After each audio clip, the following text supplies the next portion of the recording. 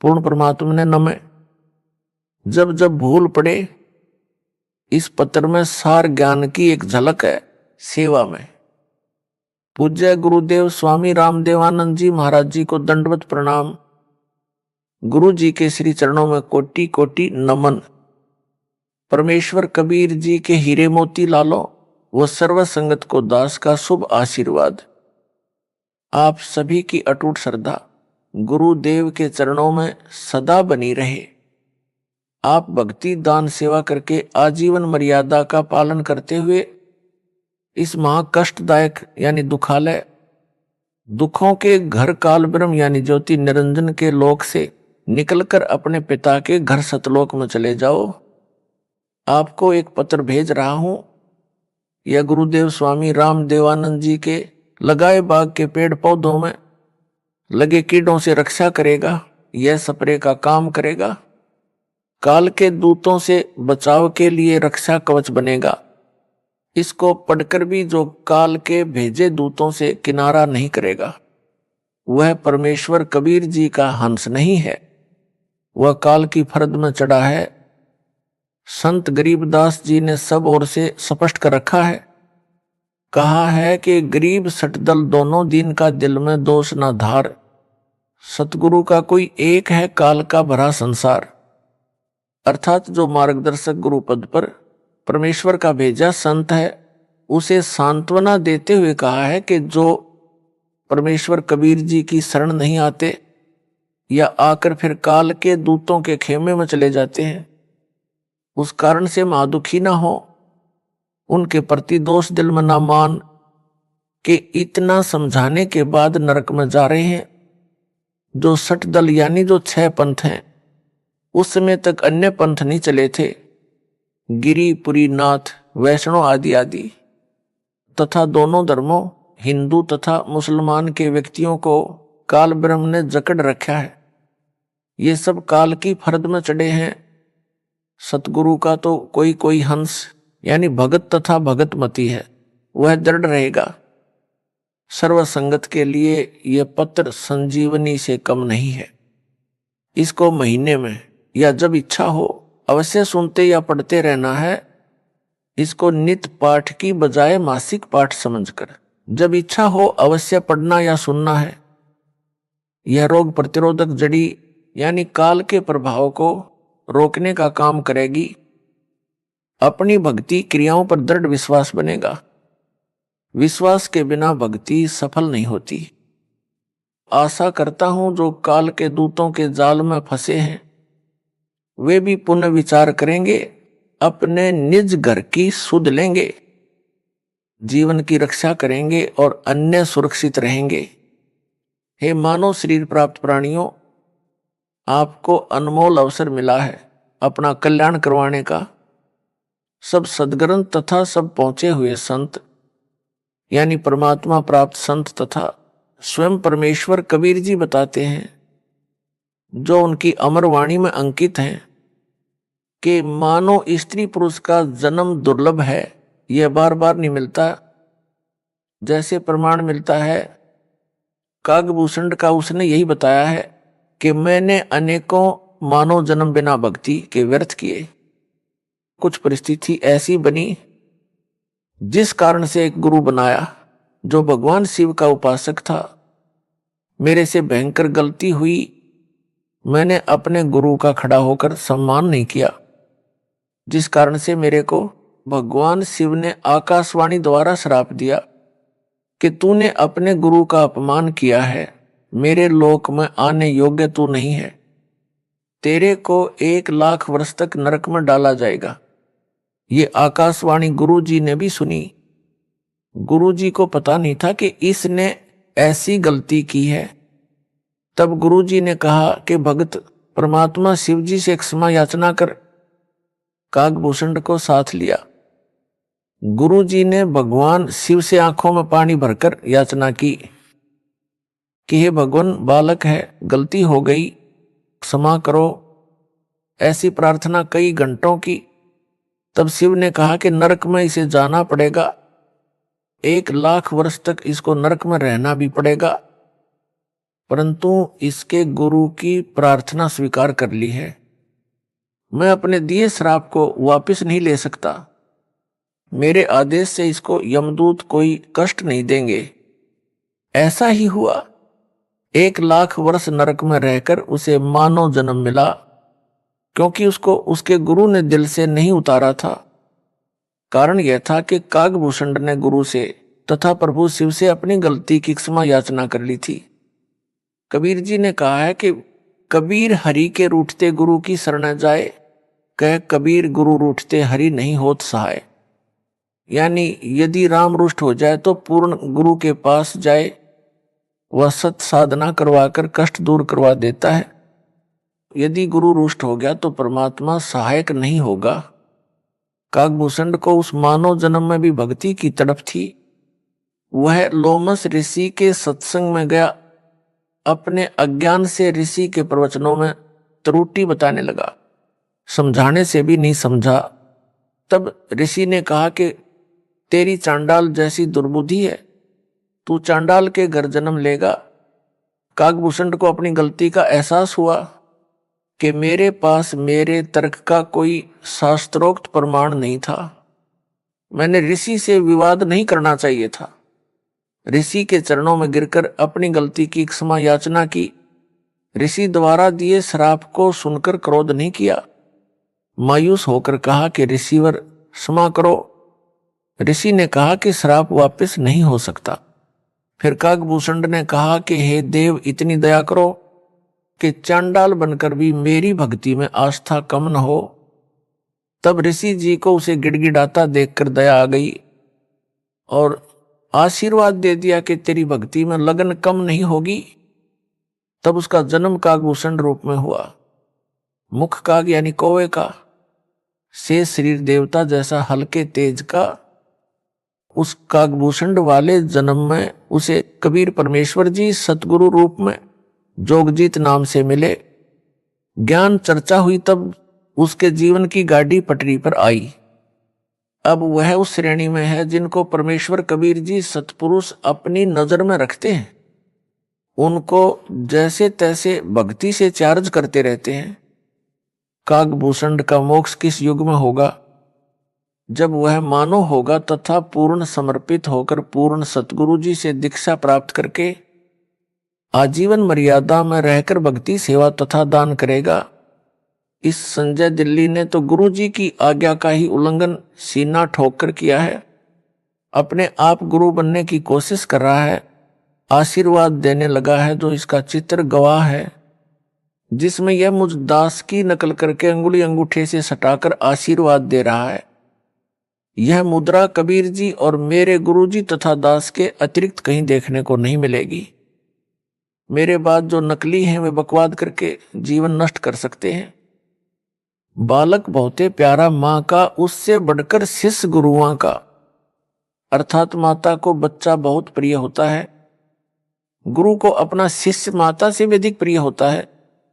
जो शिष्य बार बार गलती पर गलती करता है तो भी गुरु जी का प्रयत्न यही होता है कि किसी तरह यह सुधार कर ले, अपना मानव जीवन नष्ट ना करे। इसे ज्ञान नहीं है कि मानव जीवन कितना मूल्यवान है। मेरे को ज्ञान है, ये बालक है।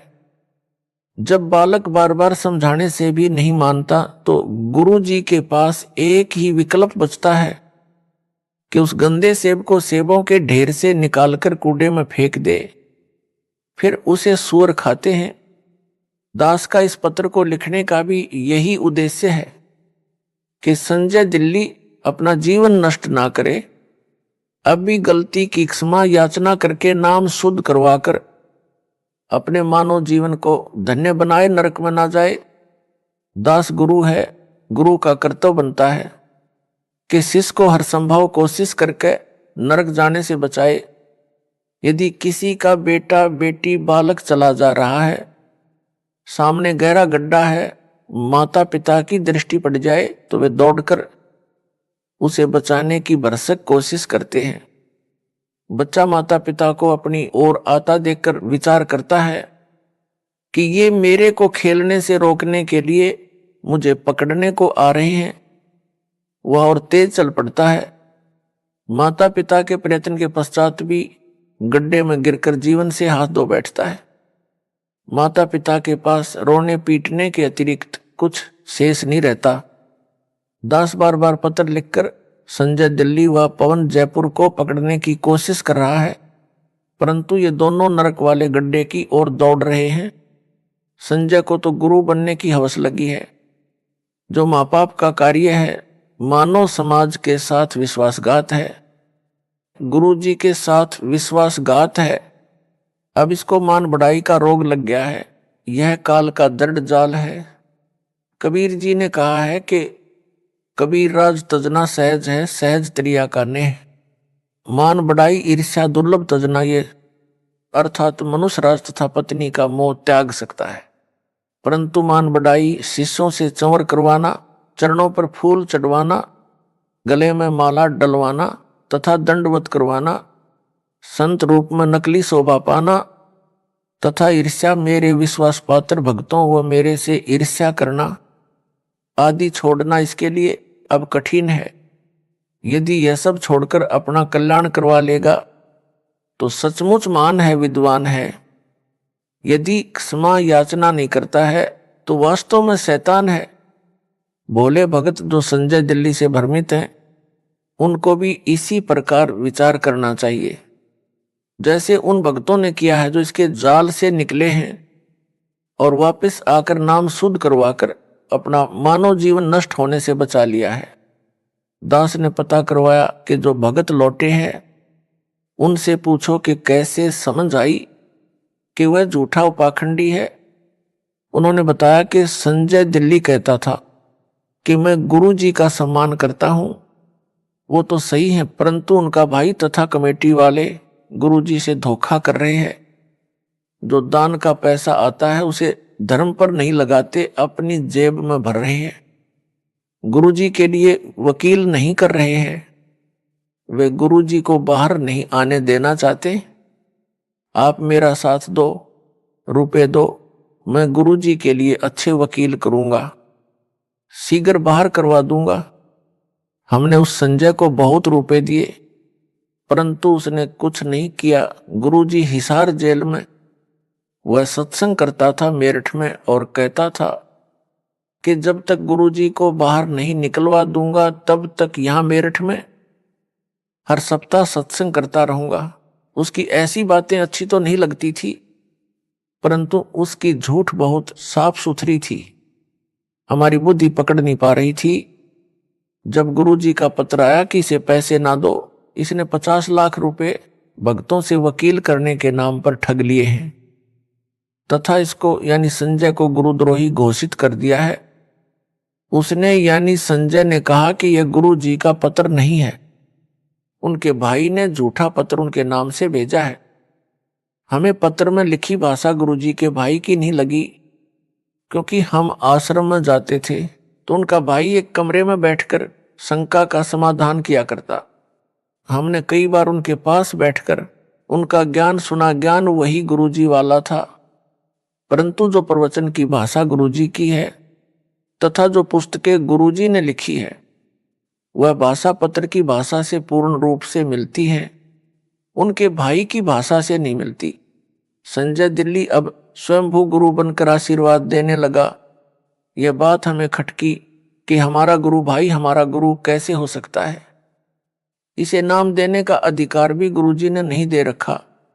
यह सच में ढोंगी व झूठा है। उसी दिन से इससे गलानी हो गई। हमारी किस्मत अच्छी थी कि हमने नाम शुद्ध करवाकर अपने को नरक जाने से बचा लिया। अन्य गुरु भाई तथा बहनों से भी निवेदन करते हैं कि इसके जाल से निकलो और अपने गुरु जी की शरण में दोबारा आ जाओ। इसे भी साथ ले आओ, इसको भी नरक जाने से बचाओ। स्वयंभू गुरु बनकर ये 100-200 का जीवन नष्ट करेगा, अपना तो कर ही रहा है। जिन्होंने संजय को आश्रम के लिए जमीन दी है उनसे निवेदन है कि इस जमीन को गुरुजी की आज्ञा लेकर नामदान केंद्र के लिए दे दे। पाप से बचे उन भक्तों ने यह भी बताया कि संजय ने गुरुजी की आवाज की प्रथम मंत्र की ऑडियो रिकॉर्ड करके रखी हुई है। जब कोरोना महामारी के कारण गुरुजी की आवाज से ऑनलाइन नाम दिया जाता था, तो संजय ने रिकॉर्ड कर ली। अब यह उस ऑडियो से नाम दिलाता है। इसका उत्तर यह है कि संजय दिल्ली को नाम देने तथा दिलाने का आदेश दास ने दे ही नहीं रखा, इसलिए इसके द्वारा दिलाई दीक्षा कोई काम नहीं करेगी। यह भूत भगाने को अपनी शक्ति का चमत्कार बताकर मूर्ख बना रहा है। इसका खंडन आगे विस्तार पूर्वक किया है। नाम मेरी आवाज से दिलाता है, तो यह तो उनका गुरु भाई हुआ, फिर यह आशीर्वाद उनको किस लिए देता है? गुरु भाई आशीर्वाद देता है तो उसका बेड़ा गर्क होता है। उसने उनका नाम भी खराब कर दिया और अपना भी, इसीलिए तो इसको अज्ञानी कहा है। यदि ज्ञान होता तो यह बकवास ही नहीं करता। परमात्मा की आत्माओं के साथ इतना बड़ा धोखा नहीं करता, उनकी मर्यादा भंग नहीं करवाता। यह नकली गुरु नहीं बनता। यह कहता है कि कमेटी वाले सारा दान आप रख लेते हैं, धर्म नहीं लगाते। हे भगत जनों, यदि इस पापी की इस झूठ को सच्चा माने तो भी वे केवल धन हानि कर रहे हैं। धन तो परमात्मा और दे देगा, लेकिन यह संजय तो उनके मानव जीवन को ही नष्ट कर रहा है। गुरु से दूर करके काल के जाल में फंसा लिए, घर के छोड़ेगा ना घाट के। प्रमुख सेवादारों को उन भक्तों ने बताया जो संजय दिल्ली से भ्रमित हो गए थे और सच्चाई जानकर लौट आए हैं। नाम शुद्ध करवा लिया है। प्रमुख सेवादारों ने मुझ दास को बताया। वापस लौटे भक्तों द्वारा बताए गए कुछ पाखंड जो संजय दिल्ली करता है, वह भ्रम फैलाता है, उनका खंडन करता हूं, जो इस प्रकार है। संजय दिल्ली कहता है कि मेरे आश्रम में चाय नहीं बनेगी, आश्रम में दवाई नहीं रखी जाएगी, मेरे आशीर्वाद से वैसे ही रोग ठीक हो जाते हैं। उत्तरदास का जिसको दूध पीने को मिले चाहे कितनी बार पिए, दही खाने को मिले, हलवा व खीर प्रतिदिन खाने को मिले, उसे चाय की क्या आवश्यकता है? यह भक्तों के दान किए रुपयों से मौज मस्ती कर रहा है। रही बात दवाई आश्रम में ना रखने की, यह कुछ दिन का ड्रामा है। एक समय ऐसा आएगा यह स्वयं दवाइयां खाएगा। एक ऐसा ही पाखंडी था, वह भी सरेआम सत्संगों में प्रवचन करते समय दावा करता था कि मैं कभी रोगी नहीं होऊंगा। यदि मैं रोगी हो जाऊं और दवाई खाऊं तो मेरे मुंह में मूत देना। उस समय आयु 30-35 वर्ष की थी। कुछ दिन पश्चात उसको रोग घेरने लगे। उसका एक डॉक्टर शिष्टा गुप्त रूप से उससे इलाज करवाता रहा। आम संगत को पता नहीं चला, उसकी झूठ कामयाब रही। जब 60 वर्ष की आयु में प्रवेश किया तो और अधिक बीमार हो गया। फिर दवाई ने भी काम नहीं किया, भुगत कर मरा। इस प्रकार की बकवाद कुछ दिन ही चलती है। जब नकली गुरु मरा तब तक उन शिष्यों की तीसरी पीढ़ी तक उस काल के दूत के जाल में फंस चुकी थी। फिर परंपरा पड़ गई, मृत्यु के पश्चात उसकी यादगार बनाई गई। फिर उस समाध यानी यादगार की पूजा शुरू हो गई। सबको नरक के भागी बनाकर मरा। संजय दिल्ली ने कुछ संगत को कुछ दिन यह कहकर बरगलाया कि गुरुजी तो सही हैं, उनका भाई तथा कमेटी के सदस्य तथा उनके आसपास जो कि सेवा में रहते थे वे गलत हैं। वे दान का सारा पैसा अपनी जेब में रख लेते हैं। गुरुजी को जेल से बाहर नहीं निकलने देना चाहते। आप संगत वाले मेरा साथ दें, रुपये दो, मैं गुरुजी को बाहर लाऊंगा। इस प्रकार की बातों से बहुत सारे अनुयायी जो नए नए तथा कुछ पुराने भी उसके बहकावे में आ गए। मेरे द्वारा नियुक्त विश्वास पात्र भक्तों को दान देना भी बंद कर दिया। उस समय वह संजय पाखंडी 50 लाख रुपये भक्तों के दान के ले गया। एक भी वकील नहीं किया आज तक। जब दास को पता चला कि संजय दिल्ली तथा पवन जयपुर ने इस प्रकार संगत को भरमा दिया है, तब सख्त कदम उठाए, संगत को संभाला। दास ने जेल जाने की लीला यह देखने के लिए की है कि मेरे सतलोक जाने के पश्चात संगत वाले इस अनमोल मिशन को कैसे चलाएंगे। अब तो दास संसार में है, जो भी त्रुटि अनुयायी करेंगे उनको समझाकर सीधे मार्ग पर ले आऊंगा। यदि कोई भगत या भगत मति समझाने के पश्चात भी सुधार नहीं करेगा तो वह हमारे काम का नहीं है, वह तो चेडू है। चेडू क्या है यह बताता हूं। दूध से दही और दही से मक्खन बनता है। मक्खन अधिक समय ठीक नहीं रहता, इसलिए उसे गर्म किया जाता है। गर्म करने के पश्चात जो लस्सी घी में होती है वह ऊपर आ जाती है, जो कई दिन घी में रहने से खराब हो जाती है। वह लस्सी नहीं कही जाती, उसे हरियाणा में चेडू कहते हैं। यानी बेकाम का पदार्थ होता है। उसको एक बर्तन में डालकर उसमें ठंडा पानी डालकर कुछ देर छोड़ दिया जाता है। यदि थोड़ा बहुत घी उसमें रह गया होता है वह जम जाता है। फिर उस जमे घी को भी निकाल लिया जाता है, क्योंकि उस घी बनाने वाली को पता होता है कि घी प्राप्त करने के लिए कितना संघर्ष करना पड़ता है। भैंस या गाय मोल लेनी, उसका चारा मोल लेना, या किसान है तो चारा घर का होता है, उसे बेचे तो धन मिलता है, वह भी घी बनाने के खर्च में ही गिना जाता है। फिर भैंस गाय की देखरेख, दूध निकालना, गर्म करना, दही बनाना, फिर मक्खन बनाना, तब मक्खन को गर्म करके शुद्ध घी तैयार किया जाता है। इसलिए घी बनाने वाली बहन, बेटी या माई घी का कण भी व्यर्थ नहीं जाने देना चाहती। उस चेडू के ठंडा होने पर जरा सा भी घी मिलता है तो उसे भी निकाल कर रख लेती है। उसको शुद्ध घी इतना प्रिय होता, घी का एक कण भी नहीं छोड़ती। फिर उस चेडू फुई को फेंक देती है। इसी प्रकार दास ने सन 1994 से 2014 तक तथा वर्तमान तक सत्संग की वीडियो यानी नूरी शरीर से ज्ञान समझाकर सत्संग पर सत्संग सुनाकर सर्व सदग्रंथों को वीडियो के माध्यम से सबको दिखाकर संगत रूपी मक्खन निकाला है। अब उस मक्खन को ताया गर्म किया है। इसमें जो चेडू होगा वो ऊपर आ जाएगा। वह चेडू तो ऊपर आ चुका है। दास का यह पत्र रूपी ठंडा पानी है। यदि कोई कण यानी अच्छी आत्मा उस चेडू में होगी उसे निकाल लूंगा, क्योंकि दास को शुद्ध घी यानी भगत आत्माएं जान से भी प्यारी हैं। उनके लिए भटक रहा हूं, दूसरी बार बिना दोष के जेल में हूं, परंतु आशा करता हूं कि एक दिन सत्य की जीत होगी। परमेश्वर कबीर जी से कुछ नहीं छिपा है। मुझे चाहे कितना कष्ट मिले, परमात्मा की आत्माएं काल के जाल से निकले, अपना कल्याण करवाकर अपने निज घर सतलोक में चली जाएं।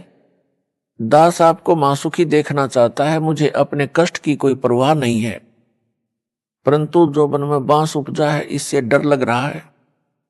गरीबदास जी ने कहा है कि संगत माही कुसंगत उपजा, जैसे वन में बांस।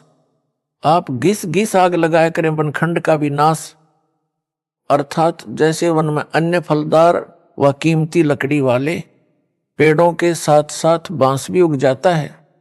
तेज हवा चलने पर बांस एक दूसरे के साथ टकराते हैं, उस घर्षण से जंगल में आग लग जाती है, जिससे पूरे जंगल के फलदार पेड़ भी जलकर नष्ट हो जाते हैं।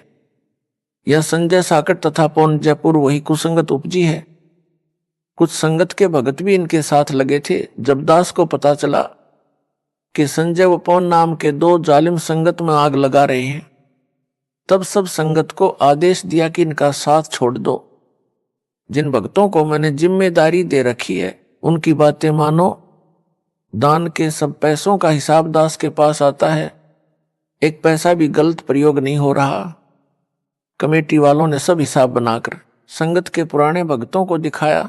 इतना रुपया आज तक दान में मिला है, इतना वकीलों व भक्तों के घर सहायता तौर पर दिया गया है। संगत बहुत समझदार है, वह तुरंत मान गई और दास ने संजय दिल्ली तथा पवन जयपुर को गुरुद्रोही घोषित कर दिया।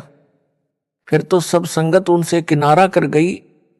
कुछ भोले नए भगत थे, वे अभी तक इस जालिम संजय की बातों में फंसे हैं। उनको सतर्क करने के लिए यह पत्र भेजा है। आशा करता हूं कि बुद्धिमान भगत भगतमती इस पत्र को पढ़कर इसकी असलियत से परिचित होकर इससे दूर हो जाएंगे, नाम शुद्ध करवाकर अपना मानव जीवन धन्य बनाएंगे। संजय साकट दिल्ली के खेमे को छोड़कर आए भक्तों ने जो और जानकारी दी थी उसका खंडन आगे और करता हूं। संजय दिल्ली अपने को श्री सिख गुरु नानक देव जी की आत्मा बताता है, यह सफेद झूठ है। यदि वह श्री नानक जी वाली आत्मा है तो इससे सिद्ध हुआ कि श्री नानक जी का मोक्ष नहीं हुआ है। वह जन्म मरण के चक्कर में पड़ी है, जो वर्तमान में संजय रूप में जन्मी है। मोक्ष प्राप्त प्राणी वह है जो कभी लौटकर संसार में कभी जन्म न ले। श्री नानक जी को स्वयं सतपुरुष कबीर साहब कबीर देव बेई नदी पर स्नान के समय मिले थे, सतलोक लेकर गए थे, फिर पृथ्वी पर उसी शरीर में छोड़ा था कि कबीर धाणक यानी जुलाहा सतपुरुष है, करतार यानी सबका सृजनहार यानी उत्पत्ति करता है। यदि श्री नानक जी परमात्मा से दीक्षा लेकर पार नहीं हुए तो क्या यह गुरुद्रोही बनकर पार हो जाएगा? कभी नहीं। संजय दिल्ली अपने को श्री नानक देव यानी सिख धर्म प्रवर्तक वाली आत्मा बताता है और इसको मूल ज्ञान गुप्त ज्ञान है। तो मेरे पास टिंडे लेने आया था, पहले ही अपना पंथ चला लेता। कोई झूठ बकना इसका मकसद है। भोले भक्तों को भ्रमित करके गुरु स्वयं ही बना है। प्रेत योनि में जाएगा। जो परमात्मा कबीर जी ने अध्यात्म ज्ञान श्री नानक जी को बताया था वह सिखों के गुरु ग्रंथ साहिब में अंकित है। वही ज्ञान दास बता रहा है। श्री नानक वाली आत्मा इससे भिन्न ज्ञान कौन सा बताएगी? इससे भिन्न जो भी ज्ञान है वह अज्ञान है। काल के दूत की पहचान। जिस समय जोगजीत रूप में आए परमेश्वर कबीर जी से काल ज्योति निरंजन ने विवाद किया था, तब काल ने कहा था कि आप एक सच्चा कबीर पंथ चलाओगे, उससे पहले मैं 12 पंथ चलाऊंगा। 12 अपने यानी काल दूत भेजूंगा जो सत्संग में तो तेरी वाणी यानी साखियों शब्दों चौपाइयों आदि बोलेंगे, परंतु उनका अर्थ गलत बनाकर सारी जनता को गुमराह करेंगे। उन 12 पंथों के पश्चात और अनेकों पंथ अपने दूत भेजकर चलाऊंगा, सब जीवों को भरमाऊंगा। उन काल के चलाए पंथों के गुरुजन वर्तमान तक कबीर जी की वाणियों का गलत अर्थ करके जनता को भ्रमित कर रहे हैं। संजय दिल्ली भी यही कर रहा है। सत्संग व वाणी तो मेरे सत्संगों की चलाता है। ऑडियो व वीडियो दोनों स्वरूप यानी फोटो भी मेरा वो कबीर परमेश्वर का रखता है, परंतु अपने अज्ञान से मेरे तत्व ज्ञान को अज्ञान बनाकर भ्रमित करता है। सफाई देता है कि यदि मैं काल का दूत होता, जैसा रामपाल ने मुझे काल का दूत बताया है, तो क्या मैं उनके सत्संग की वाणी सुनता या आश्रम में वाणी चलाता? संजय दिल्ली जिस प्रकार मेरे द्वारा बताए तत्व ज्ञान का अनर्थ करके बताता है, सामान्य भोला भगत भ्रमित हो जाता है। उदाहरण यह कहता है कि पेड़ की जड़ को रामपाल ने पूर्ण ब्रह्म बताया है। जड़ पूर्ण ब्रह्म नहीं हो सकती, उसे पोषक तत्व मिट्टी से मिलता है। पूर्ण ब्रह्म को किसी के सहारे की आवश्यकता नहीं है, जड़ को मिट्टी का सहारा लेना पड़ता है। इसका उत्तर जैसे विद्यालय में अध्यापक विद्यार्थियों को समझाते हैं कि दिन रात कैसे बनते हैं, उसके लिए एक तेल से जगने वाला दीपक एक मेज पर रखा जाता है तथा एक ग्लोब फुटबॉल के आकार का एक स्टैंड पर लटकाया जाता है।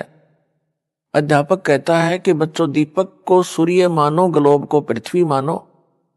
पृथ्वी घूमती है, तब जो भाग सूर्य के सामने आता जाता है वहां दिन होता है, जो भाग सूर्य के सामने नहीं होता वहां रात होती है।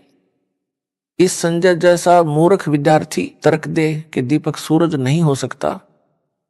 दीपक को जगने के लिए तेल का सहारा लेना पड़ा, माचिस का सहारा लेना पड़ता है। सूर्य को किसी के सहारे की आवश्यकता नहीं। क्या वह विद्यार्थी बुद्धिमान हो सकता है? क्या वे उसके साथी जो उसके ऐसे तर्कों को सुनकर उसकी बातों तर्कों को सही मानते हैं, वे बुद्धिमान हो सकते हैं? दोनों मूर्ख हैं। यह तो एक उदाहरण है। ऐसा तर्क देना ही मूर्खता का परिचय देता है। ऐसे ही गीता अध्याय 15 के श्लोक नंबर 1, 4 तथा 16, 17 में वृक्ष का उदाहरण देकर सृष्टि की वह समर्थ परमेश्वर तथा सब देवताओं की स्थिति समझाई है। पाठकों, इसका खंडन इसी पत्र में विस्तार पूर्वक आगे भी किया है, कृपया वहां पढ़े। आपको पता चलेगा यह कितना विद्वान है और कितनी बकवास बकता है। भक्तों को विचार करना चाहिए कि जब गुरु जी ने गुरुद्रोही घोषित कर दिया तो वह कुछ भी सफाई देता रहे, नहीं मानना चाहिए। यदि वह सच्चा सुच्चा होता तो दास उसे क्यों दिल से उतारता, क्यों उसे गुरुद्रोही घोषित करता। माली का पौधा खराब हो जाए तो उसे जड़ से उखाड़कर फेंक देता है। उसे कष्ट बहुत होता है, परंतु और कोई विकल्प नहीं बचा था। सब दवाई व खाद डाला, परंतु व्यर्थ रहा। जैसे सेब विक्रेता की टोकरी भरी सेबों में से एक सेब दागी हो जाती है तो वह उसे निकालकर कूड़े में डाल देता है। उस खराब सेब को सूअर खाते हैं। कितना पौष्टिक तथा महंगा फल यानी सेब था। सेब विक्रेता को दुख बहुत हुआ सेब खराब होने का तथा फेंकने का। यदि नहीं फेंकता तो अन्य सेबों को भी वह गंदी सेब गंदा कर देती। संजय दिल्ली के अपलक्षण हद से ज्यादा देखकर इसे संगत यानी टोकरी से निकालकर फेंका। इसने एक पवन नाम के भगत को भी खराब किया जो जयपुर का रहने वाला है। इन दोनों को टोकरी से निकालकर फेंकना पड़ा। दास को दुख तो बहुत हुआ, परंतु विवश होकर यह कदम उठाना पड़ा। कबीर गुरु के दिल से उतरे, वह नाम बिहुना होए। जाको काल घसीट ही राख सके ना कोई। मानुष जन्म पाए कर खोए, गुरु विमुखा जुग जुग रोवे। गुरु से करे कपट चतुराई, सो हंसा भाव भर में आई। गुरु से कपट शिष्य जो राख है, यमराजा के मुख दर चाख है। संजय सागट कहता है कि रामपाल तो सतगुरु है। वह न संत है, न भगत है, न दास है। मैं दास भगत संत हूं। सारी संगत रामपाल को भगवान यानी साहेब मानती है। रामपाल सतगुरु है, भगत दास संत नहीं है। रामपाल ने 13वें पंथ के विषय में बताया है कि 13वें पंथ से सब अंधियारा हटेगा, वह संत भगत दास होगा। मैं यानी संजय ही वह संत भगत व दास हूं। रामपाल तो सतगुरु है। उदाहरण देता वाणी से, सतगुरु साहेब एक शरीरा। सतगुरु और साहेब यानी भगवान तो एक है। सारी संगत रामपाल को भगवान यानी साहेब मानती है, इसलिए साहेब और सतगुरु एक है। इसलिए रामपाल सतगुरु सिद्ध हुआ। अंधेरा तो भगत दास संत से हटेगा तथा सबका कल्याण होगा। वह मैं यानी संजय हूं। रामपाल को तो संगत भगवान यानी साहेब मानती है। फिर यह भी कहता है कि रामपाल भगवान नहीं हो सकता, इसने मां से जन्म लिया है। और यह भी कहता है रामपाल साहेब यानी भगवान है। साहिब और सतगुरु एक है, इसलिए रामपाल अज्ञान अंधेरा नहीं हटा सकता। अज्ञान अंधेरा तो दास भगत संत हटाएगा। वह मैं यानी संजय हूं, इसलिए रामपाल सतगुरु सिद्ध हुआ। इसको कहते हैं हुआ बाई बकदा, बिना सिर पैर की बातें। उस साकट से कहा जाए कि इससे आगे भी बोले, सतगुरु बिना ना लागे तीरा। पूर्ण चौपाई इस प्रकार है, सतगुरु साहेब एक शरीरा, सतगुरु बिना ना लागे तीरा। इसका अर्थ यह बनता है, सतगुरु व परमात्मा एक ही शक्ति होते हैं। सतगुरु के बिना न लागे तीरा का अर्थ है कि भवसागर के दूसरे तीर यानी किनारे नहीं जा सकता, यानी संसार से पार नहीं हो सकता। यदि वह मुझ दास को सतगुरु बताता है तो वाणी ही स्पष्ट कर रही है कि जीव का मोक्ष भी सतगुरु यानी रामपाल के बिना नहीं हो सकता। साकट संजय दिल्ली वाला फेल हुआ, यह उवा बाई बकता है। संजय गुरुद्रोही कहता है कि जो असुर निकंदन रमैणी में संत गरीबदास जी ने कहा है कि सतगुरु दिल्ली मंडल ऐसी, वह मेरे यानी संजय के लिए कहा, क्योंकि मैं दिल्ली से आया हूं, इसलिए 13वां पंथ मैं ही चलाऊंगा। सब अंधेरा हटाऊंगा, सबका कल्याण करूंगा। विवेचन संजय दिल्ली तो अपने को संत दास तथा भगत कहता है और सतगुरु रामपाल को यानी मेरे को कहता है। इससे भी सिद्ध हुआ कि असुर निकंदन रमैणी में संजय के लिए नहीं कहा है, क्योंकि वह तो अपने आप को दास भगत बताता है। सतगुरु मुझे दास को बताता है। वाणी में तो वह सतगुरु कहा है जो दिल्ली मंडल में आएगा। साहिब तख्त कबीर खवासा, दिल्ली मंडल लीजय बासा। सतगुरु दिल्ली मंडल ऐसी, सूती धरणी सूम जगाएसी। अर्थात कबीर साहेब सतपुरुष के तख्त सिंहासन के पास रहने वाला, उनके सतलोक दरबार का खवास नौकर यानी दास दिल्ली मंडल दिल्ली के आसपास निवास करेगा यानी जन्म लेगा। रमैणी में दिल्ली नगर नहीं कहा है। साकट गुरुद्रोही संजय तो दिल्ली नगर में जन्मा है। वाणी में दिल्ली मंडल, मंडल का अर्थ है दिल्ली नगर के आसपास का कुछ क्षेत्र कहा है। जैसे वर्तमान में एनसीआर बनाया है, यह सब दिल्ली मंडल है, दिल्ली अलग राज्य है। वाणी में फिर कहा है कि वही सतलोक में कबीर साहब का खवास यानी दास यानी नौकर दिल्ली मंडल में सतगुरु बनकर आएगा और सोम यानी कंजूस लोगों को तत्व ज्ञान से जगाएगा, भक्ति दान सेवा करवाएगा। असुर निकंदन रमैणी की वाणी में तो स्पष्ट कहा है कि सतगुरु से जीव का कल्याण होगा। साकट संजय दिल्ली गुरुद्रोही का तर्क कुतर्क यानी गलत विवेचन सिद्ध हुआ। इसको वाणी का अर्थ भी ठीक से नहीं करना आता, अनर्थ करके बताता है। काल का दूत यही करता है, यह स्पष्ट काल का दूत है। यह अपने को तत्वदर्शी संत बताता है, कहता है कि मेरे अतिरिक्त किसी को भी गुप्त ज्ञान मूल ज्ञान नहीं है, सब अज्ञानी है। इसने तो दास को भी अज्ञानी बताया है, क्योंकि वो कहता है कि मेरे अतिरिक्त किसी को तत्वज्ञान यानी मूल ज्ञान नहीं है। इससे तो यही स्पष्ट कर रहा है कि मैं संजय गुरुद्रोही ही तत्वदर्शी हूं। यदि वह दास द्वारा बताए यथार्थ अध्यात्म ज्ञान यानी तत्व ज्ञान से भिन्न ज्ञान रखता है तो उसकी पुस्तक बनाए या कोई वीडियो बनाकर इंटरनेट पर डाले, तब मेरी संगत का छोटा सा बालक भी उसके अज्ञान का पर्दाफाश कर देगा। यह संजय दिल्ली गुरुद्रोही प्रथम नाम मंत्र वही जाप करने को देता है या मेरी आवाज से प्रथम मंत्र दीक्षा दिलाता है जो दास ने इसको दीक्षा में दिए थे, तथा जो भी सतनाम यानी 2 अक्षर का इसको दिया है, इसको ना सार नाम दिया है, ना सार शब्द प्राप्त करवाया है। अब यह गुरुद्रोही इन दोनों नामों प्रथम मंत्र तथा सतनाम से भी खाली हो गया है। वाणी में कबीर परमेश्वर ने कहा है कि गुरु के दिल से उतरे वह शब्द बिहुना होए, वाकू काल घसीट ही राख सके ना कोय। अर्थात जो शिष्य पूर्ण गुरु यानी सतगुरु के दिल से उतर जाता है, यानी गुरु जी द्वारा गुरुद्रोही घोषित कर दिया है, उसका नाम कनेक्शन कट जाता है, वह शब्द यानी नाम रहित खाली हो जाता है, उसको काल घसीट ले जाता है, उसे कोई नहीं बचा सकता। इस संजय दिल्ली साकट गुरुद्रोही को काल घसीट कर ले जा चुका है। काल इसमें प्रेतवत प्रवेश है, जैसे ऋषियों में प्रवेश करके अधूरा सूक्ष्म वेद लिखाकर उसके 4 भाग श्री वेद व्यास ऋषि द्वारा करवा दिए। सब जनता ने इन्हीं वेदों को पूर्ण अध्यात्म ज्ञान मान रखा था। दास का ज्ञान योग मेरे गुरुदेव जी की कृपा से परमेश्वर कबीर जी ने खोलकर सर्वग्रंथों का सार निकलवाया है।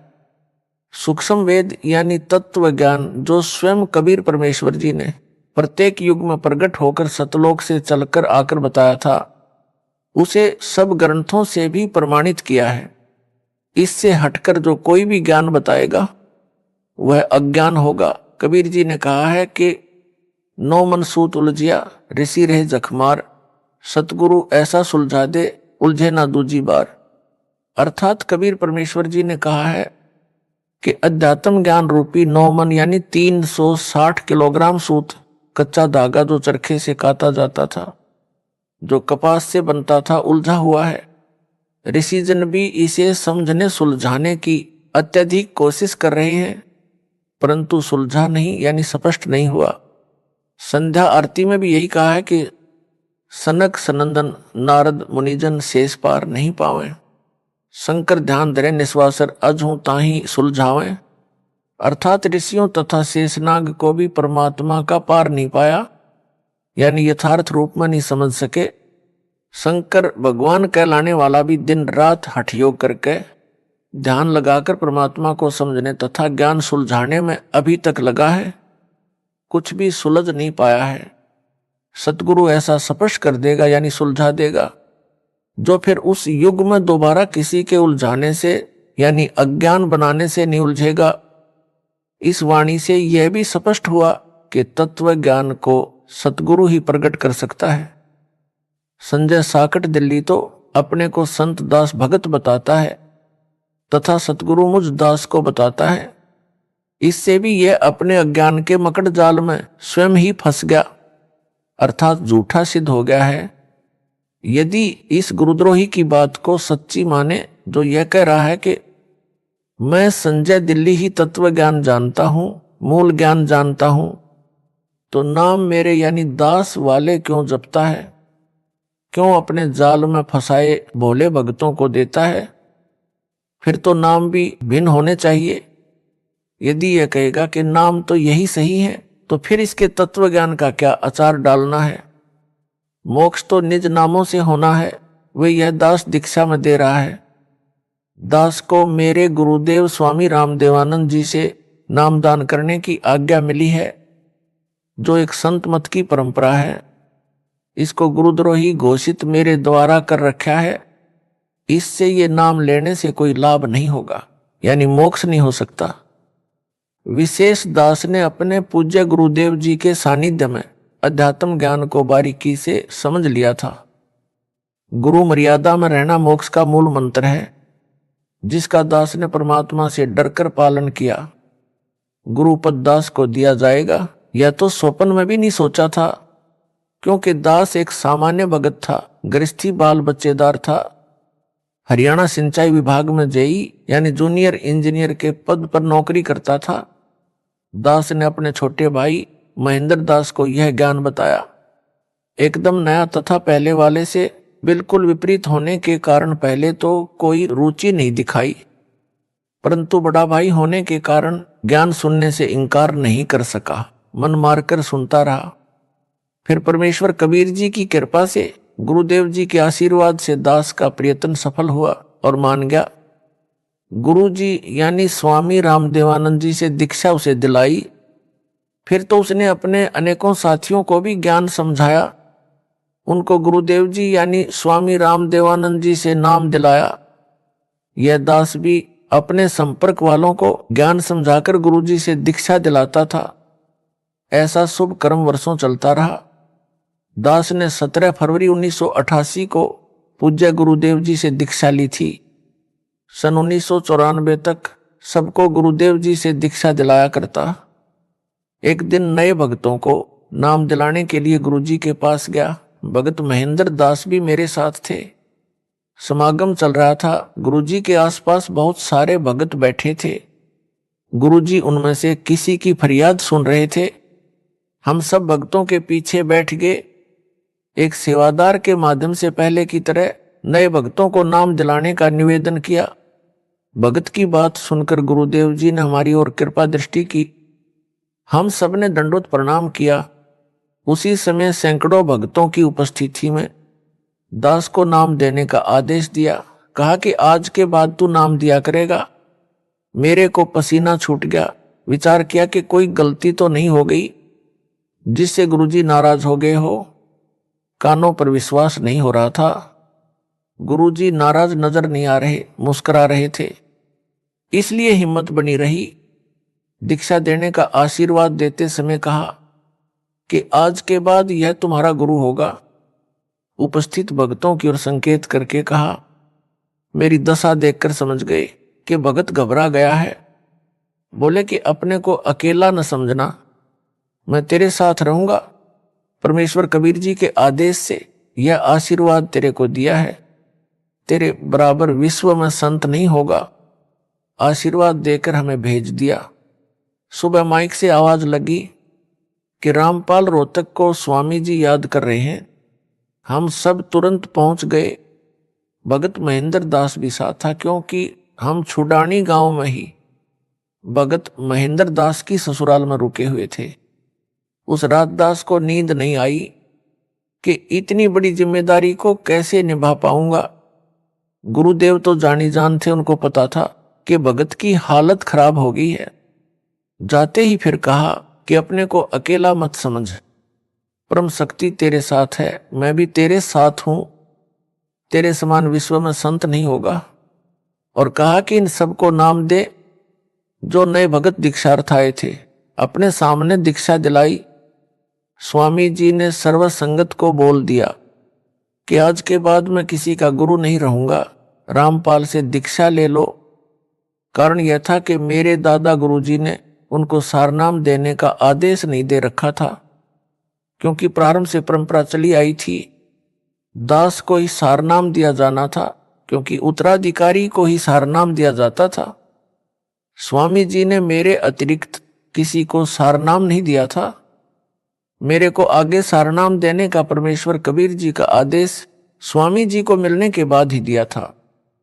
कहा था कि पूरी परीक्षा करके ही सारनाम अनुयायियों को देना, तेरे को परमात्मा कबीर जी का भी संकेत आएगा, तब तक सारनाम ना देना।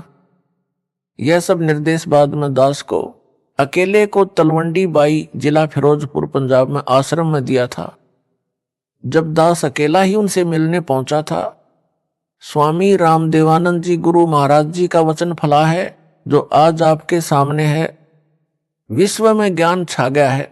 जो स्वयंभू गुरु बने हैं उनको अध्यात्म का खा का भी ज्ञान नहीं।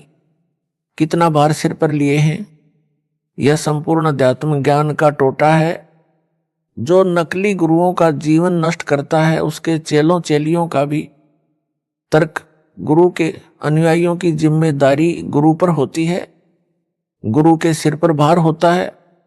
जब कबीर परमेश्वर जी ने देखा था कि 64 लाख अनुयायी पटरी से उतर गए थे, गुरु की आज्ञा को भी अनदेखा करने लगे थे, वे सारनाम योग्य नहीं थे, तो अपने सिर से भार उतारने के लिए लीला की थी। काशी नगर की प्रसिद्ध गणिका को हाथी पर बैठाकर बोतल में गंगाजल भरकर लोग उसे शराब मान रहे थे, पीने लगे। शराबी जैसी हरकत करते हुए गणिका के गले में बांह डालकर मुख्य बाजार में घूमने लगे थे। यह दृश्य देखकर 64 लाख गुरु विमुख हो गए थे, गुरुद्रोही नहीं हुए थे। उन सब का भार परमात्मा ने अपने सिर से उतारा। संत गरीबदास जी ने कहा है कि गरीब भड़वा भड़वा सब कहें, कोई ना जाने खोज, दास गरीब कबीर करम बांटत सिर का बोझ। अर्थात काशी के लोग तो निंदा करने लगे, कह रहे थे कि यह तो बड़वा यानी बेशरम हो गया, सरेआम बुरे कर्म करने लगा है। सब शिष्यों ने वह साधना त्याग दी, पहले वाली करने लगे जैसे राबी ने त्यागी थी। कबीर जी भारमुक्त हुए। इसी प्रकार पूज्य गुरुदेव स्वामी जी ने यह कहकर सिर का भार उतार दिया कि आज के बाद मैं किसी का गुरु नहीं रहूंगा। पहले वाले भी रामपाल से नाम ले लो, परंतु दुर्भाग्य है उन पहले वालों का अधिकतर ने दास से दीक्षा नहीं ली। जो नए थे हमने नाम गुरुजी से दिलाया था, उन्होंने दास से दीक्षा ली। परमेश्वर कबीर जी ने अपने परम शिष्य गरीबदास जी को काल के साथ आंख में चोली खेलने की भविष्य की सब रणनीति बता दी थी। संत गरीबदास जी ने अपने एक शिष्य शीतलदास को सारनाम जाप को दिया था। उसे समझा दिया था कि केवल परम शिष्य को सारनाम देना है, वह केवल अपने उत्तराधिकारी को सारनाम देते रहेंगे। अगला निर्देश मेरा यानी कबीर जी का आएगा, उसके बाद संगत को देना प्रारंभ करना है। उसी आदेश के अनुसार यह सारनाम गुप्त रखा था। 1 मार्च सन 1997 को दास को परमेश्वर कबीर जी मिले। सारनाम देने का सही समय बताकर सारनाम देने का आदेश दे गए। दास से पहले मेरी गुरु प्रणाली के संतों को छोड़कर किसी कबीर पंथी या गरीबदास पंथी को सारनाम तो दूर है, सतनाम का भी ज्ञान नहीं था। सार शब्द तो अभी तक रहस्य में रखा है। सारनाम भी लंबी परीक्षा के बाद दिया जाता है। जो काल के दूत होते हैं वे पहचाने जाते हैं। जैसे यह संजय सारनाम मिलने से पहले ही पिछन गया कि यह काल का दूत है। गुरु बनना खाला जी का घर नहीं है। गुरु जी के आदेश के पश्चात नाम देने से तथा सारनाम देने से शिष्यों का भार नहीं रहता। जो केवल सतनाम या प्रथम नाम के पश्चात मृत्यु को प्राप्त हो जाते हैं, गुरुद्रोही नहीं होते हैं, तो उनको वर्तमान में तुरंत मानव जन्म मिलेगा, पूरी दीक्षा मिलेगी, वे मोक्ष प्राप्त करेंगे। 1000 वर्ष तक यह वीडियो से दीक्षा दी जाती रहेगी। अब किसी का भार दास पर नहीं रहेगा। जो स्वामी जी के शिष्य थे वे भक्ति से चार्ज किए गए थे। प्रथम मंत्री अधिकतर को दिया करते थे, किसी किसी को सतनाम देते थे। दास को प्रथम व द्वितीय नाम एक साथ दिया था, सारनाम एक हफ्ता बाद दिया था। उस समय दास को उपरोक्त योजना की जानकारी दी और बताया कि ये जितने पहले वाले शिष्य हैं ये तो केवल भौतिक सुख ही मांगते हैं, वो इनको संपत्ति यानी संतान दे रखा है, केवल तू ही एक ऐसा मिला जिसने मोक्ष मांगा। दास ने कहा कि दीन दयाल, भौतिक सुख यानी संतान नौकरी आपने पहले ही दे रखा था, आपके ज्ञान के पश्चात इसकी इच्छा भी नहीं रहती, इसलिए एक मोक्ष की ही भीख दास आपसे मांगता है। गुरु जी मुस्कुराए और आशीर्वाद दिया। यह परमेश्वर कबीर जी की प्रीप्लान पूर्व निर्धारित योजना थी। समझा है तो सिर धर पाऊं, बहुर नहीं रे ऐसा दाव। 17 फरवरी 1970 से 17 मई 1995 तक 18 वर्ष नौकरी करके त्याग पत्र देकर सतगुरु जी के आदेश का पालन करने के लिए छोटी सी नौकरी त्याग दी, जो एकमात्र निर्वाह का साधन था। 2 बच्चों लड़के तथा लड़की का विवाह सन 1994 में किया था। 2 बच्चे, एक लड़की एक लड़का छोटे थे, पढ़ रहे थे। राम हवाले छोड़कर सतगुरु जी के चरणों में समर्पित हो गया, मुड़कर घर नहीं गया। परमेश्वर के हंसों तथा हंसनियों यानी भक्तों भगतमतियों को सच्चे परमात्मा का सच्चा ज्ञान देकर सच्ची भक्ति बताई। सतगुरु जी के आशीर्वाद से दास का त्याग रंग लाया। बच्चे भी परमेश्वर ने पाले व पढ़ाए, दास को अपनी नौकरी दी, दास का कल्याण किया, सतलोक का निवासी बना दिया। विश्व में इस ज्ञान का कोई सानी नहीं। सब ग्रंथों का सार निकालकर भगत समाज के समक्ष रख दिया। असंख्यों वर्षों का उलझा ज्ञान सुलझ गया। जिनको मोक्ष चाहिए आओ और अपना जन्म सफल बनाओ।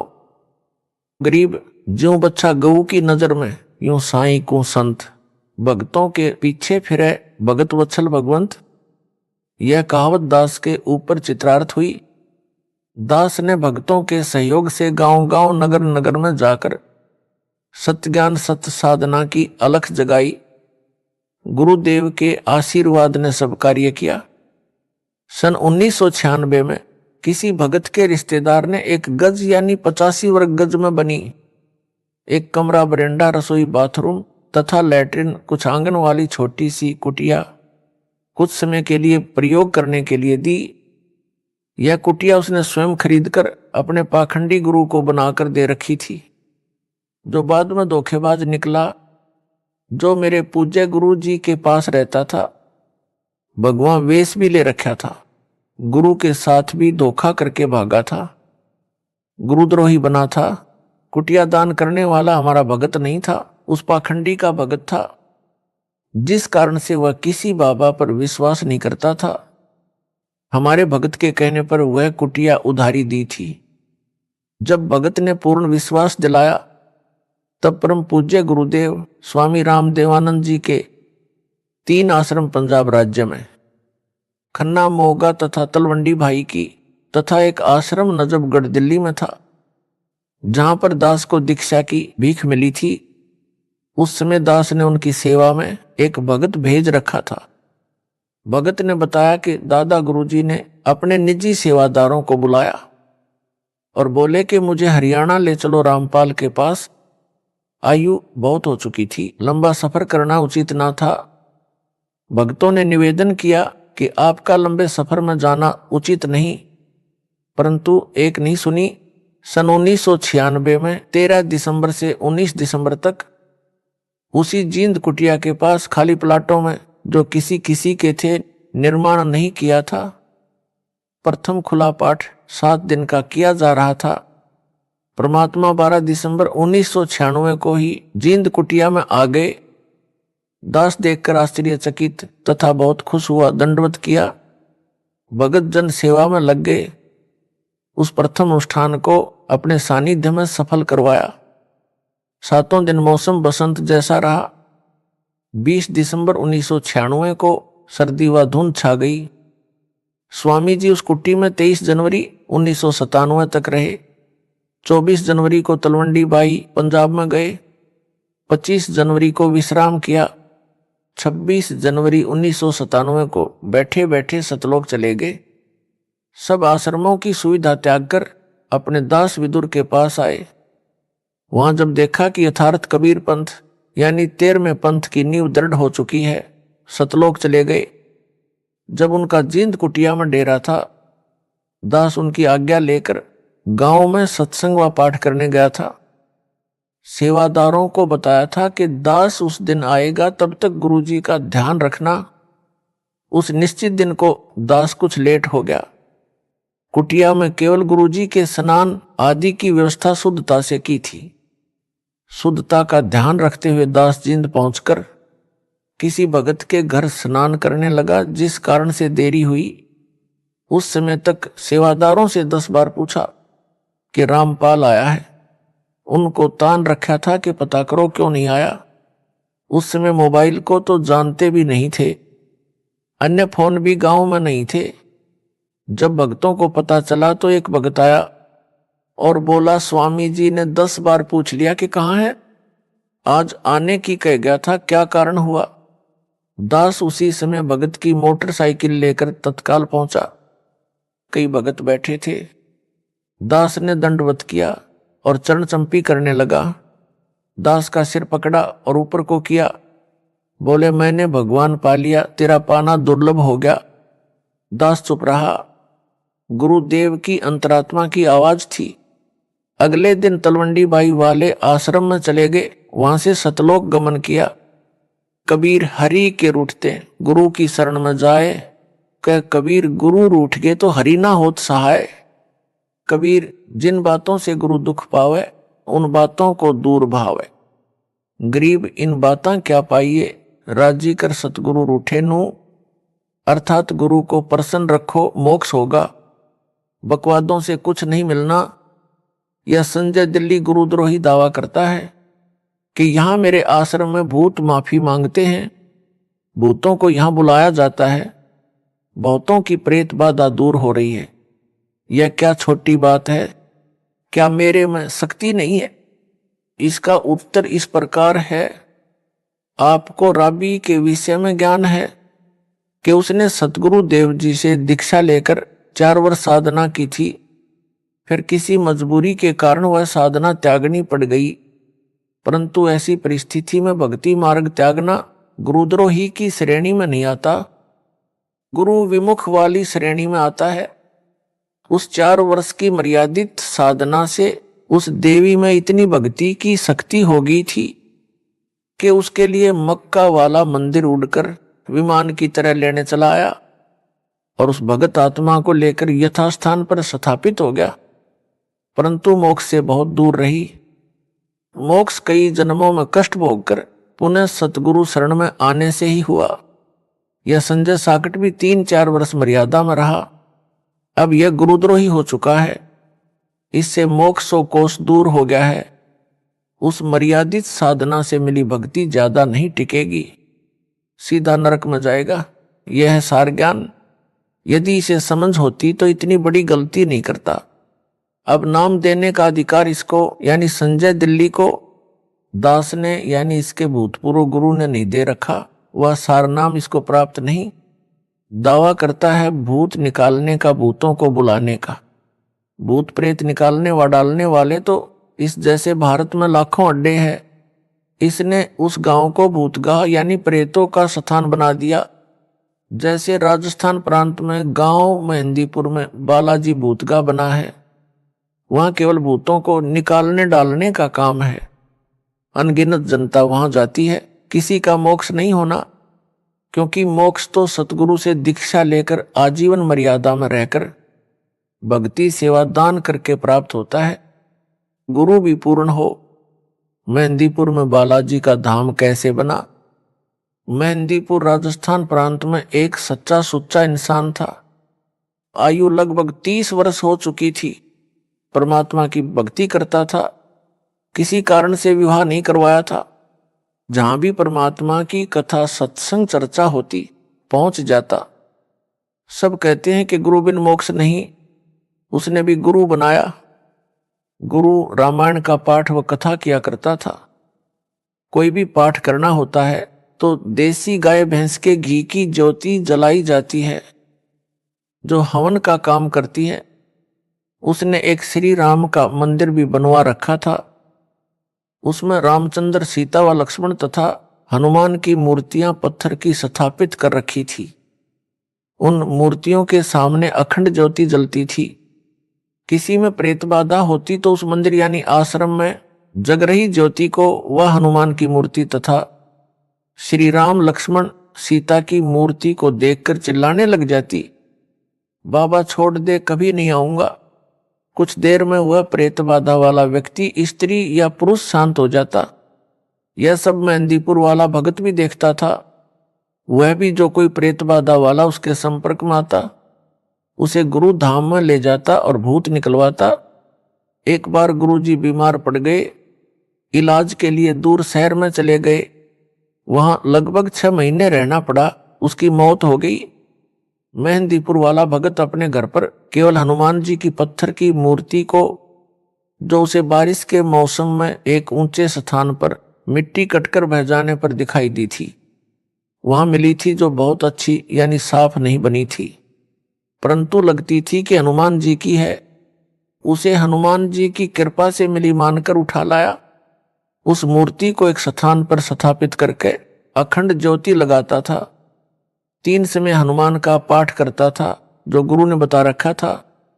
अब जो प्रेत बाधा वाले गुरु के पास जाते थे या नए जो मेहंदीपुर वाले के पास जाते थे, जिनको वह गुरु के पास ले जाया करता उसके पास आए, उनको भगत ने बताया कि गुरु जी तो इलाज के लिए बाहर गए हैं, पता नहीं कब स्वस्थ होकर आएंगे। इतने में वे सब उसके घर पर हनुमान जी की मूर्ति के सामने जग रही ज्योति के सामने चिल्लाने लगे। उसी प्रकार कहने लगे कि छोड़ दे बाबा, कभी नहीं आऊंगा या आऊंगी। 6 महीनों में उस भगत की आसपास प्रसिद्धि हो गई। जो गुरु के पास जाते या नए सब मेहंदीपुर जाने लगे, प्रेत बाधा ठीक होने लगी। उस भोले भगत को भ्रम हो गया कि तेरे में भी गुरु जैसी शक्ति आ गई है। वह महंत बन गया। उस भगत में प्रेत प्रवेश हुआ। नई नई प्रेरणा करने लगा। सत पकवानी बनानी चाहिए, 7 प्रकार की मिठाई मंगानी चाहिए, अधिक ज्योति जलानी चाहिए, आदि आदि। उस भगत ने 7 प्रकार का भोजन, हलवा, खीर, पूरी, कचौड़ी, पकौड़ी आदि आदि बनवानी शुरू कर दी। 7 प्रकार की मिठाई मंगवानी शुरू कर दी। प्रेत के सताए धनी व्यक्तियों ने उसमें खूब धन लुटाया। उस भगत ने एक हनुमान मंदिर बनाया जो वर्तमान में बहुत बड़ा बनाया गया है। भूत क्या करते हैं? भूत अन्य के शरीर में प्रवेश करके मिठाई व खाने का आनंद लेते हैं। उनका सूक्ष्म शरीर होता है। जो मानव शरीर प्राप्त है उनका जीव भी मूल रूप में सूक्ष्म शरीर में रहता है। स्थूल शरीर उसे भक्ति सेवा दान करके मोक्ष प्राप्ति के लिए मिलता है। जो पूर्ण गुरु से दीक्षा लेकर भक्ति नहीं कर पाते, उनसे स्थूल मानव शरीर छीन लिया जाता है। उनमें से कुछ तो प्रेत बन जाते हैं। उस जीव का जो प्रेत बन गया है उसका मन वही स्थूल शरीर वाला आनंद चाहता है जो उसे स्थूल शरीर में मिल सकता है। जिस कारण से ये प्रेत किसी किसी में प्रवेश करके वह आनंद लेते हैं।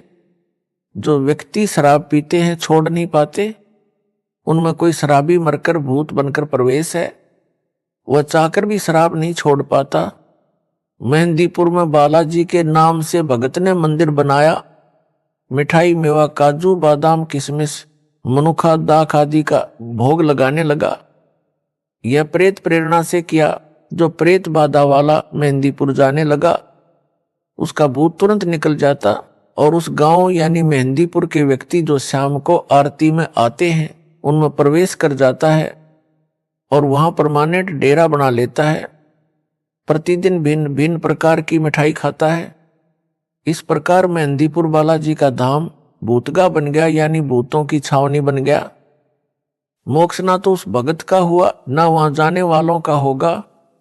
एक दिन वह गांव जिसमें संजय दिल्ली ने भूत धाम बनाया है, उस गांव के व्यक्ति जो इसके आश्रम में आरती में जाते हैं तथा वहां का 56 प्रकार का भोग खाते हैं, उनमें बाहर से आए लोगों के भूत प्रवेश करने लग जाएंगे तथा भूतों का केंद्र बन जाएगा। प्रेत यानी भूत पहले मानव ही थे, उनका स्वभाव दिमाग उसी तरह काम करता है। जब वे देखते हैं कि यहाँ पर क्या क्या सुविधाएं हैं, उसी अनुसार निर्णय लेते हैं। जो प्रेत बाधा वाला स्त्री पुरुष उस संजय दिल्ली वाले के आश्रम में आता है, प्रेत देखता है कि वहां प्रतिदिन हलवा खीर खाने को मिलते हैं, 56 प्रकार के भोग भी हैं। वे उस व्यक्ति से निकलकर वहीं डेरा जमा लेते हैं। जो वहां आरती में या वैसे आश्रम में आएंगे उनमें प्रवेश कर जाएंगे। आरती में आने वाले कभी आश्रम नहीं आना चाहेंगे तो भी उनके अंदर प्रवेश प्रेत अंदर प्रेरणा करके लाएंगे। आने वालों की संख्या भी काल प्रेरणा से प्रेत बढ़ाएंगे। इस प्रकार यह आश्रम मानव पतन का केंद्र बन जाएगा। मेरे यानी रामपाल दास के आश्रम में केवल समागम में ही हलवा खीर बनाई जाती है, बाद में सामान्य भोजन बनता है। उसी से परमात्मा का भोग प्रसाद निकाला जाता है। प्रेत देख लेते हैं कि यहाँ पर बाद में कुछ नहीं मिलना, वे प्रेत बाधा वाले से निकलकर भाग जाते हैं, क्योंकि यहाँ उनकी पिटाई परमात्मा करते हैं। प्रेत बहुत चतुर हो जाते हैं। संजय जैसे पाखंडी के पास जाकर जानबूझकर दिखावा करते हैं, छोड़ दो कभी नहीं आऊंगा, बस शांत हो जाते हैं। उस प्रबंधक को भ्रम हो जाता है कि मेरी शक्ति से प्रेत नाक रगड़ रहे हैं, प्रेत बाधा ठीक हो रही है। विचार करें, संजय दिल्ली को भी अन्य भक्तों व भगतमतियों वाले मंत्र जाप को दिए, जो प्रथम व द्वितीय नाम में दिए जाते हैं। इसमें अलग से शक्ति कहां से आ गई? इस आश्रम से पहले इसने कितने भूत निकाले थे, कितनों को लाभ दिया था, पूछो पाखंडी से। अब काल इसको नचा रहा है, जीवों को इसके जाल में फंसा रहा है। इसका तथा इसके सहयोगियों व प्रसाद खाने वालों को अपने चक्रव्यूह में फंसा रहा है। यह है सार ज्ञान, जो समझ सके तो समझ लो। हरियाणा के भगत ने बताया कि मेरे 2 चाचा छोटी आयु में मरकर प्रेत बने थे।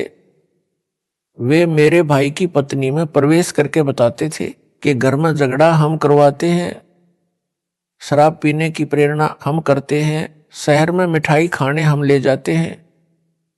फिर उसने दास से दीक्षा ली, तब उनका पीछा छोड़ा।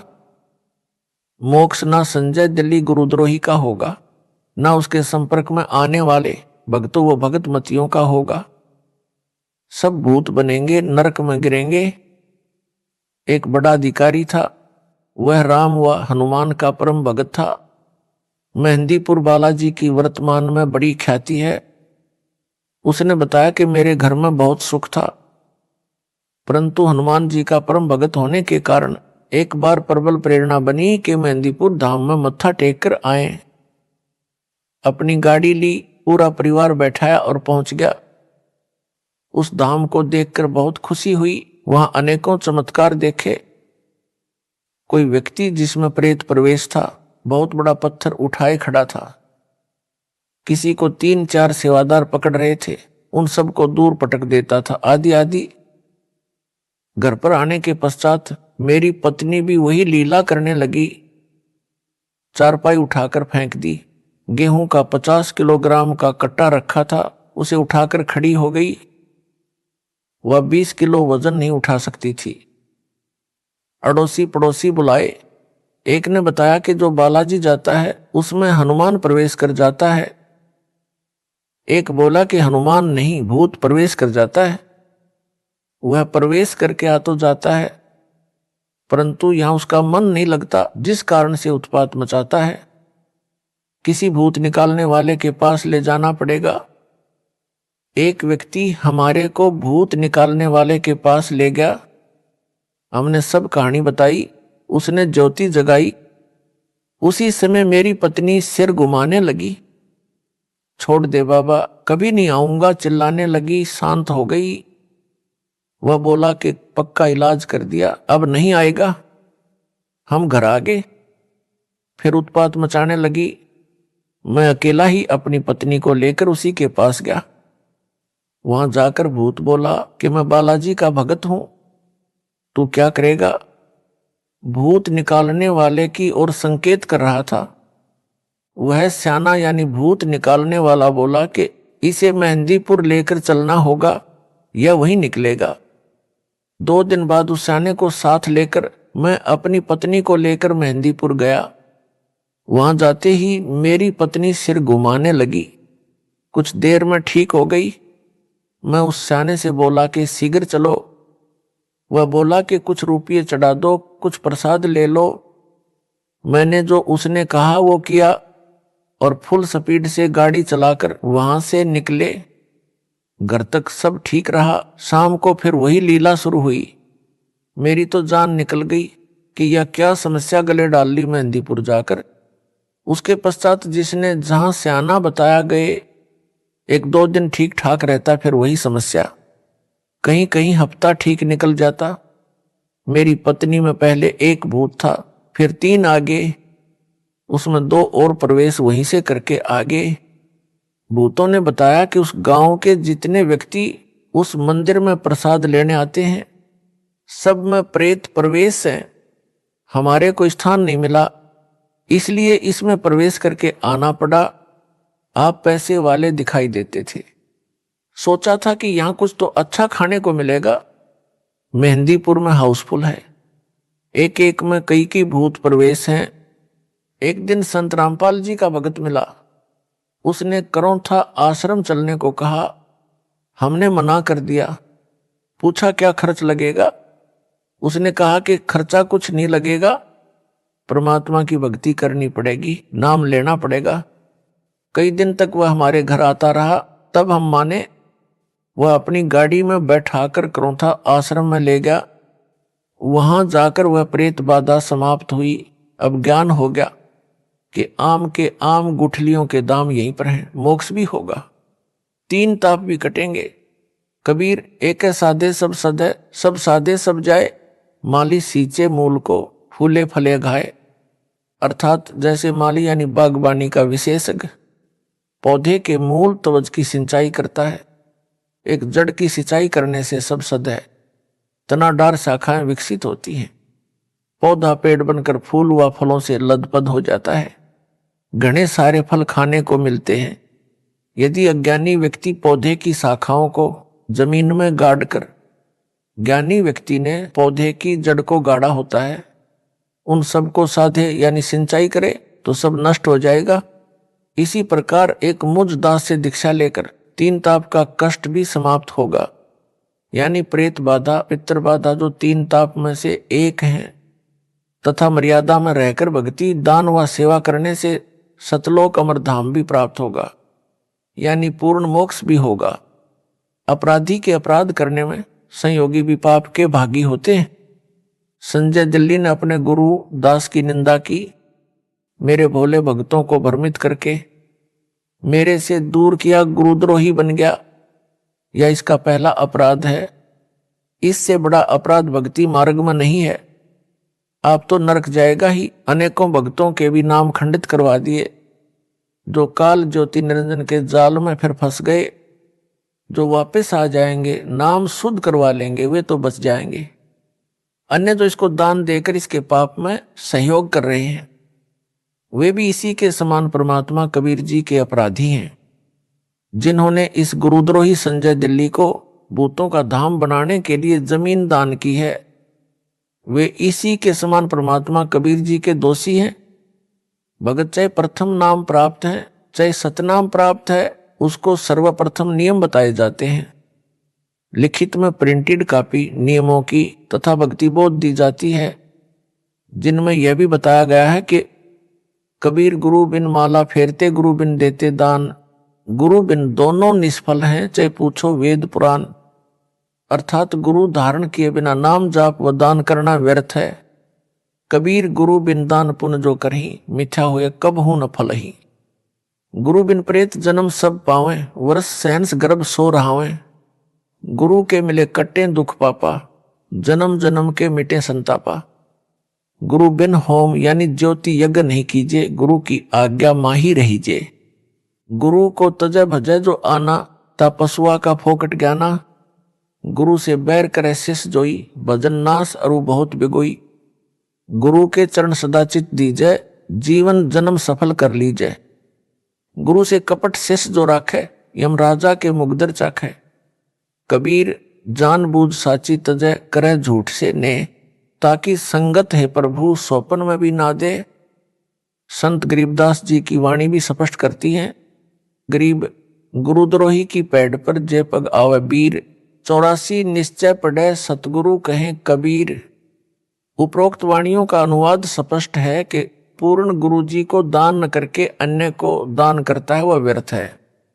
परंतु गुरु जी ने जिस शिष्य को दान इकट्ठा करने को कहा, यानी कोई ज्योति के रूप में, कोई पाठ के रूप में दान करते हैं, तो उनके नाम लिखे जाते हैं तथा रुपये भी लिखने वाला अपने पास रख लेता है, बाद में गुरु जी को पूरा हिसाब देता है। इस प्रकार का दान गुरु को किया ही दान माना जाता है। इस वाणी में इस प्रकार के दान को व्यर्थ नहीं बताया है। जो गुरुद्रोही घोषित है उसको किया दान, तथा अन्य किसी बाबा साधु को किया दान व्यर्थ कहा है, वह कभी नहीं फलेगा। जो गुरु धारण नहीं करते या गुरु से विमुख हो जाते हैं, गुरुद्रोही हो जाते हैं, वे सब प्रेत का जन्म प्राप्त करते हैं। संजय गिल्ली गुरुद्रोही घोषित है। जो इसके सहयोगी हैं वे गुरु विमुखी माने जाएंगे, वे भी प्रेत जन्म प्राप्त करेंगे। तो उस गांव में जिसमें संजय दिल्ली साकट ने पाखंड फैला रखा है, जो उसके आश्रम में आरती करके प्रसाद लेते हैं, वे भी प्रेत जन्म प्राप्त करेंगे। यह परमात्मा कबीर जी का बताया तथा बनाया विधान है जो अटल है। प्रेत की आयु लंबी होती है, हजारों वर्षों तक प्रेत बना रहता है। किसी औरत के गर्भ में प्रवेश रहना पड़ता है। प्रेत का स्त्री से जन्म नहीं होता, परंतु गर्भ में कष्ट बहुत होता है। उस गर्भ के कष्ट को वह पाप आत्मा झेलता है। एक माई जींद जिले हरियाणा की बताती थी कि मेरे पेट में बच्चा है, घूमता महसूस होता है, डॉक्टर से जांच भी करवा ली, कुछ नहीं मिला। उस माई की आयु लगभग 62 वर्ष थी। प्रेत को इस प्रकार के महाकष्ट भी झेलने पड़ते हैं। प्रेत योनि महाकष्टदायक होती है। यदि पूर्ण गुरु मिल जाए और शिष्य या शिष्या आजीवन मर्यादा पालन करते हुए भक्ति सेवा दान करे, तो इस प्रकार की सत्य साधना से इस प्रकार के युगों युगों के दुख यानी संकट व संताप महादुख समाप्त हो जाएंगे। गुरु जी से ही होम ज्योति यज्ञ करवाना लाभदायक है। गुरु जी की बजाय अन्य से ज्योति यानी हवन व अन्य धर्म यज्ञ, ध्यान यज्ञ, प्रणाम यज्ञ, विज्ञान यज्ञ आदि करवाना व्यर्थ है। गुरु जी के आदेश का पालन शिष्य व शिष्या को करना चाहिए। गुरु को तजय यानी छोड़कर अन्य में आस्था रखे यानी बजाय उस पशु जैसे शिष्य को फोकट ज्ञान है, उसे कुछ भी ज्ञान नहीं है, वह तो डांगर है। जो शिष्य शिष्या गुरु जी के साथ शत्रुता यानी दुश्मनी करता या करती है, जैसे संजय दिल्ली कर रहा है, उसकी भक्ति नष्ट हो जाती है तथा अन्य बहुत अत्यधिक हानि होती है। भगत व भगत मती को चाहिए कि गुरु जी के चरणों में सदा समर्पित रहे। जैसे पतिव्रता अपने पति के अतिरिक्त किसी अन्य पुरुष में पति वाला भाव कभी नहीं देखती, चाहे कोई देवता क्यों न हो, मानो तो दूर की कौड़ी है। इस प्रकार जिन भक्तों भगत मतियों ने दास को तजकर संजय दिल्ली गुरुद्रोही में आस्था बना ली है, वे पथ भ्रष्ट हो चुके हैं। उनको पुनः विचार करना होगा। अपने गुरु जी के चरणों में चित्त फिर से रखकर अपना जीवन यानी मानव जन्म सफल करना होगा। इसी में उन सब की भलाई है। सत साहिब।